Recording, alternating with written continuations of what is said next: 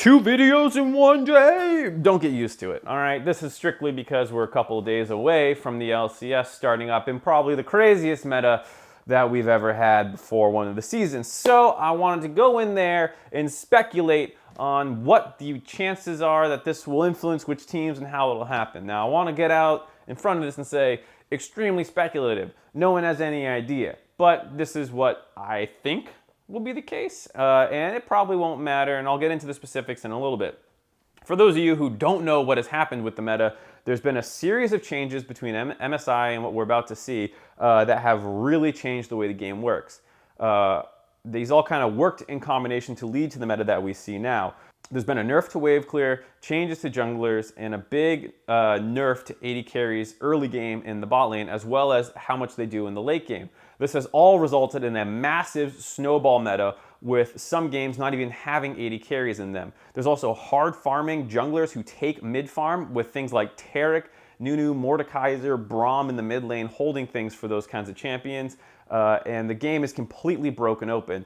I don't like people saying it's a fiesta meta or anything like that. I just think the meta is literally broken open. Like, you can do anything if you're practiced on it and you have a sound idea behind it. And people still have some favorites, like Vladimir works everywhere, Ryze in the bot lane, Yasuo in mid and bottom's pretty nasty, Graves is really strong, Xin is really strong. You do have similar picks everywhere, but if you have something unique, you can probably make it work. We've seen Aatrox is in the top lane, Darius getting flexed all over the place. Faker played Darius bot lane. Okay, that's the meta we're in. Maybe that's a little too crazy for some people, but I'm gonna go ahead and speculate what all of this might be able to do for the teams in the North American LCS. So I'm gonna go ahead and power rank how good these changes are for each team. And what I will say is this is not a power ranking of where the teams will finish in the LCS. This is a power ranking of how good the patch is for them. So while this might be a fucking terrible patch for TSM, I don't think that they'll finish out of playoffs. So especially with the fact that this will probably change over the course of the season, that this will not be the meta, that week 1 meta will not be week 6, 7, 8 meta, and this is kind of purely for week 1. And like I said, this is really speculative based off what I've seen from players over their careers and not at all what will actually happen. But let's have some fun. We'll start at the top and work our way down. The team that I think this will help the most is actually FlyQuest. Now, if you're not sure of some of the changes that came in for them, they have Keen in the mid lane now, Santorin in the jungle, and Conquan down at support. Now, one of the biggest reasons I think this will be great for FlyQuest is bot lane. That is definitely the role that has changed the most. Mid laners, they do have some of these crazy strategies, but that feels less common than the bot lane stuff. Now, even with the bot lane stuff, marksmen are still the most prominent carries playing in the bot lane position, but you do have stuff like Yasuo, Ryze, Vladimir, Aurelia, and these other things. The reason I think this will be great for them is FlyQuest has Wild Turtle. Wild Turtle has always been the craziest motherfucker ever at AD carry in North America, basically. So you have Ezreal, Kai'Sa as basically your best 2 down there, as well as Lucian, which he's great on all these aggressive champions, as well as the fact that he constantly dominated solo queue, playing a variety of roles. He has a very deep champion pool. There's no way that we don't see him playing that Yasuo and Aurelia and stuff. So this is the Wild Turtle type player meta, and he is a great champion, or a great player to use those champions. This also works pretty well for their jungler and mid laner, I think. Keen is always known to have really wonky counter picks, though he has calmed down a lot in recent years. And he usually works well as a team player. He's not someone who wants to always be that crazy carry. And so I think Santorin, a guy who has always had great pathing, will be able to combo together the Keen to pull off some of these mid-jungle strategies. And so I look at this team, and they haven't really been influenced by the big changes, as well as the fact that topside has a lot more fighters in there. And Flame is a beast at fighters. So there's not really any position on this map that I look at and say, I'm not sure these changes aren't good for them. Coming in at number 2 for me is none other than CLG for a lot of similar reasons. I don't have quite as much hype to throw behind Stixxay, but the team as a whole are all very selfless in how they play the game. They've always been open to crazy strategies, and Tony is always willing to try and break the meta down as quickly as possible. And so I think they'll be a team that is very well prepared for all the crazy stuff that happens, as well as having players that fit pretty well with it. Huhi is actually at his best usually on assassins, and there are some of those available, but he's also a pretty selfless player, and I think he can work really well with Reignover for similar reasons I mentioned. Reignover always had great pathing. Even last split when he was not doing very well, his pathing was still amazing, and so I think that will help them a lot. Bot lane, Stixxay and Biofrost, they were starting to dominate towards the end of the last split and just came up short in playoffs.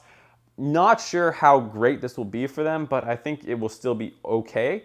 And then Darshan up in the top lane always likes playing some crazy picks, and I can see this working very well for him as well. Moving into TL at number 3, and this is the last team I have that this is going to help, and even them, I'm a little hesitant on this situation. So to kick things off with the positives, we have the fact that Pobelter and Smithy, much the same as the other two, very team-focused players, willing to do what they think is strong, very smart about the game. Smithy is someone who actually has really good mechanics, and sometimes people lose sight of that. I know Zix, I think, hyped him up a lot for this reason. And so I think the mid-jungle synergy and all this stuff will work very well for them. Impact up on the top lane is a little bit of a concern if it's going to be a really fighter-focused meta up there. There's still Ornn and some things you can play, and so I think he just needs to find his champ pool, and it will probably not be ideal for him, but it'll be all right. The bot lane is the big question mark because Doublelift and Ole have had synergy issues, it sounds like, in the past. Who knows if they're going to be able to work well together in this meta. Doublelift is the type of player who wants to be really aggressive, and I can see these champion picks enabling his playstyle, but he's also been someone who learns champions relatively slowly and has a lot of the times a smaller champ pool than a lot of other AD carries. It's a very effective champ pool, and he's able to always kind of pop off with them, but it's not always the widest. And so if there's a ton of crazy stuff going on down there, a lot of weird matchups, I'm not sure that this is great for him. I will give the reigning champs of the NALCS the benefit of the doubt and say that their bot lane will figure it out.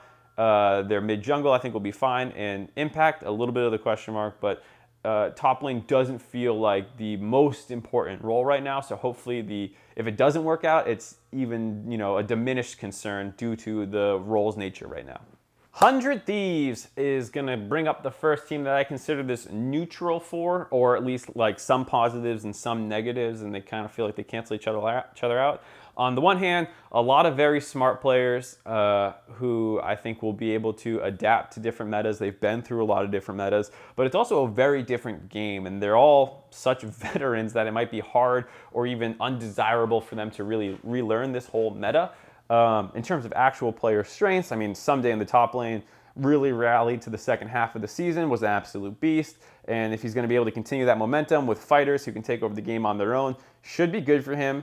Meteos, very smart jungler. Ryu, good team player and map player, so this meta, probably pretty good for him. There are still a lot of standard mid laners in the current champion pool, like Zoe, Yasuo, Ryze, and maybe some of those work pretty well for him. We'll have to wait and see how that happens. Their bot lane's very interesting. I think it's good for Afromu that the bot lanes are pretty scrappy right now, and he's always been a guy who feels like he's down to scrap it out, has a lot of unique picks that can maybe get his team some advantages, and hopefully the synergy is there with Cody-san, a young player who has been constantly ramping up over the course of his career. First split, not so great. Second split, pretty good. And then his third split now, last split, he was basically the best AD carry in the league. Now there's a big meta shift. Can he adapt to it? All those are very fair questions. And I'm just not convinced that any of these changes are great for any one player, and they can easily not be great. So we'll have to see if they're able to pick up a lot of these new changes as a pretty old team who might be a little set in their ways. This brings me to Echo Fox, basically in the dead center of the league. Huni on fighters, enough said. All right.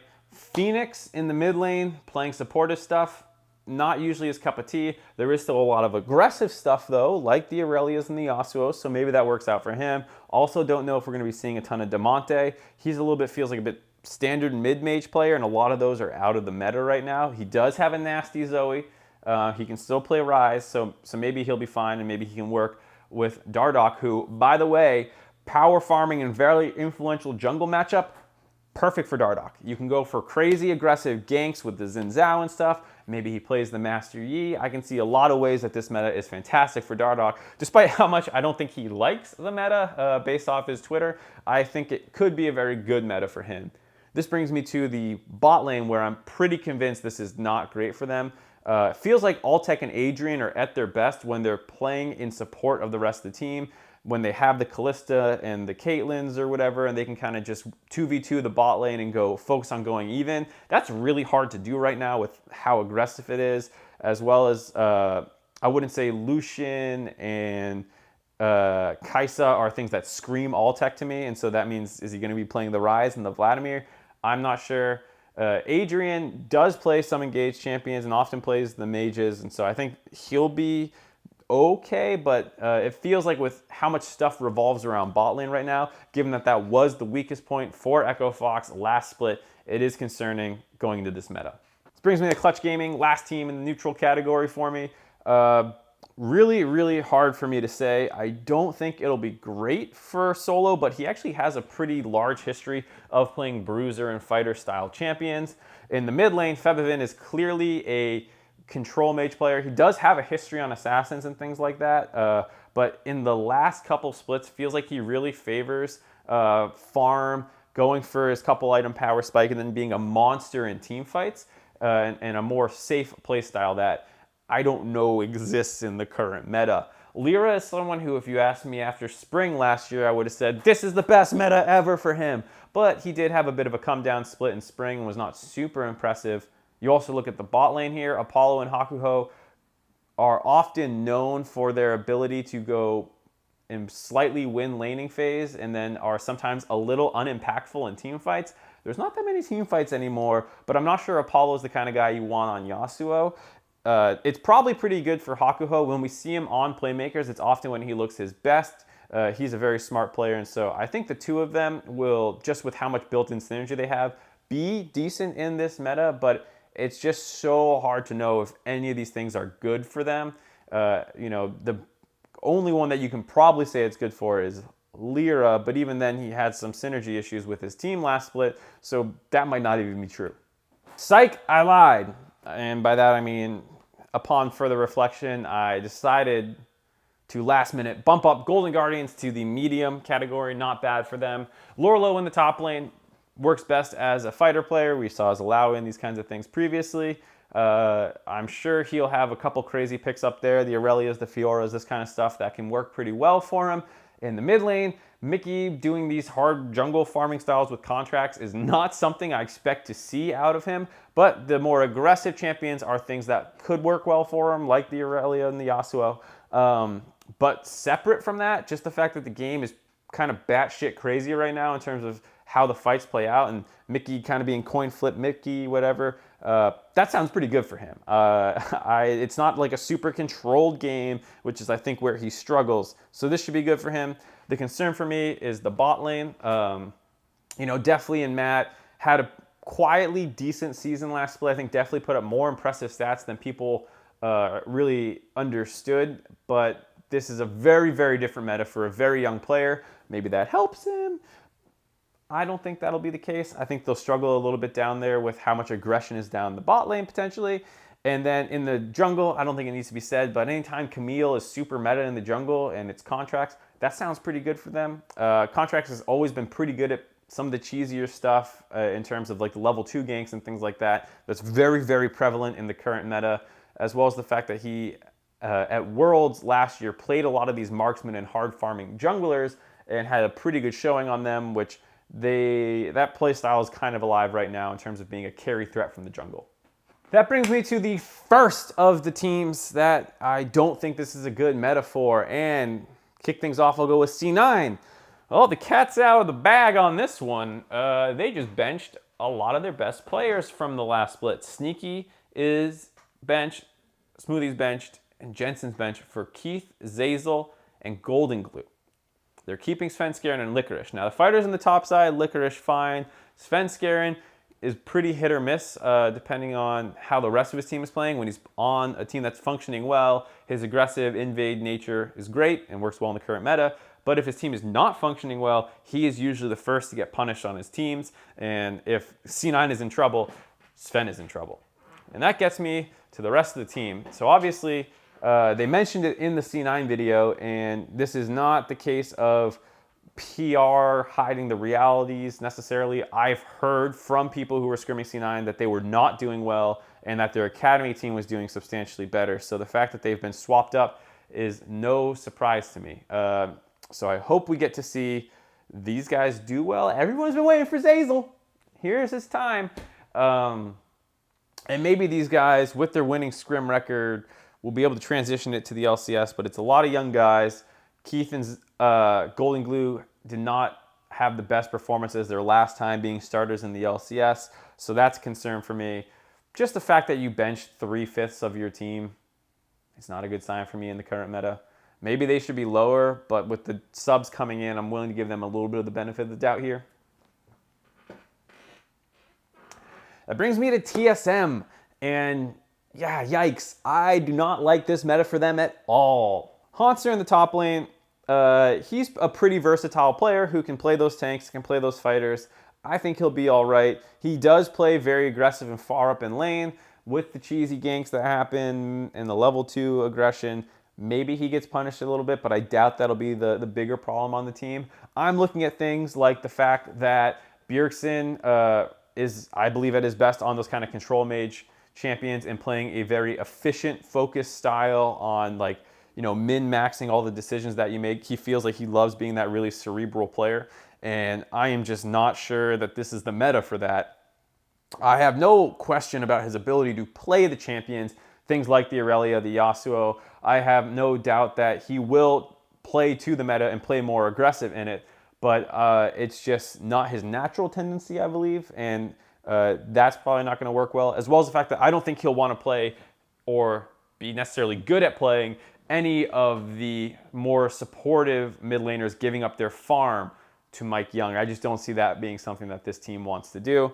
You could argue that this is a good meta for Mike Young, but the days of his 1v9 Nidalee on P1 are not there anymore. That was not the player he was on TSM last split, and I don't believe that's who he'll be this split. Even if the meta favors crazy aggression, maybe it works out for him, but I don't think it's a definitive yes there. And then when you look at the bot lane, once again, I don't think this is good for them. Sven's a nasty Ezreal player. He's a great marksman, one of the best in the West. Like, as much as that gets memed, it's honestly true.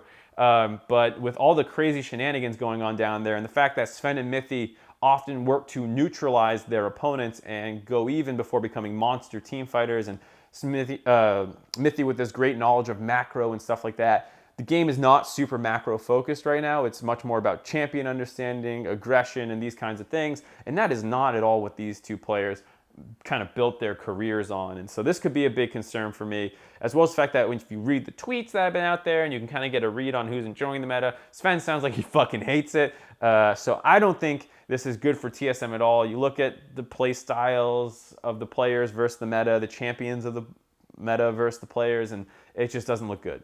This brings me down to Optic, rounding out the bottom of the barrel.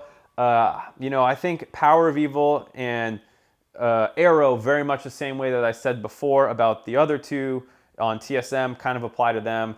Power of Evil does a really good job going pretty even in lane, and then is a huge playmaker in the mid to late portions of the game, usually on standard control mages. Maybe he can make that transition and start doing that stuff earlier on. I mean, he's always been a little bit of a crazy player and does, if you think back to like the old Unicorns of Love days and stuff like that, made a lot of cool stuff happen with different champion picks. And so maybe his champion diversity will be good for the meta, but I don't think it's good for Optic's playstyle that we saw last split that much. Similar for Arrow, he actually has a nasty Draven everyone talks about, so maybe he'll be comfortable being a playmaker. He was also, I believe, one of their best players, despite how hit or miss he was last split.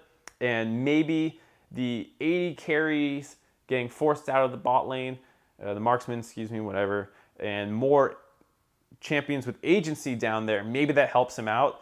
I don't think that'll be the case, as well as the fact that Dokka's coming into the top side. He struggled a little bit. He does play a lot of carries, so hopefully the fighters are good for him, but the lack of experience in such an aggressive meta is concerning for me.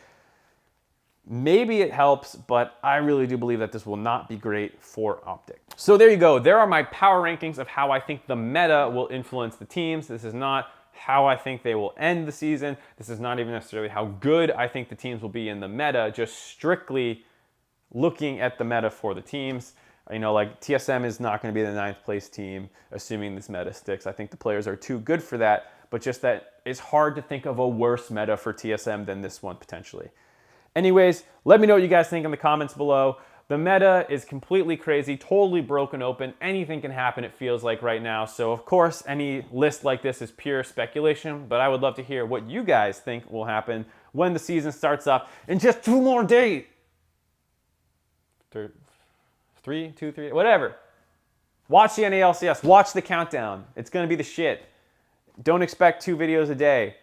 But hopefully I'll do a lot more if the meta continues to be crazy and I feel like I need to talk about it and what's going on and that kind of stuff. So subscribe, watch, whatever. Follow my Twitter, probably better. See you guys later.